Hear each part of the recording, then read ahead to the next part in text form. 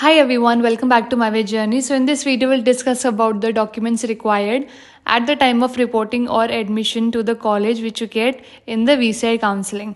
So once a college is allotted to you, then you have to report at the college. So while reporting at the college you have to carry some documents, and carrying these documents is very important for verification. So what are the documents you need to have? Let's see. The first thing is the admit card. Of course, you have to carry your admit card and your rank card of NEET UG.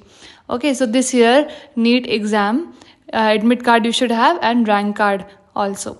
Along with that, you should also have Aadhaar card, voter ID, ration card, or passport, PAN card, etc. So you should carry this along with you.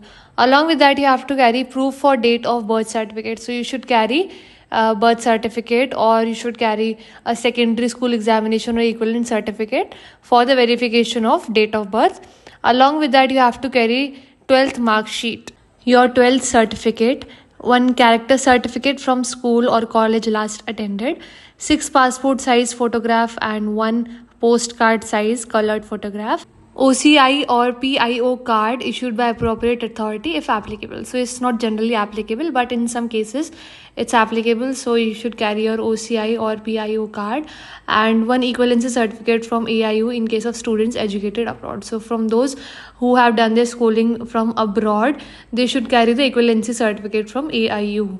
Along with that, they also said that apart from the general category students, those who belong to different categories like OBC, SC, ST, they should carry their respective certificates. For example, if you belong to OBC category, then you should carry your OBC certificate. Likewise, if you belong to SC or ST category, then you should carry your SC or ST certificate.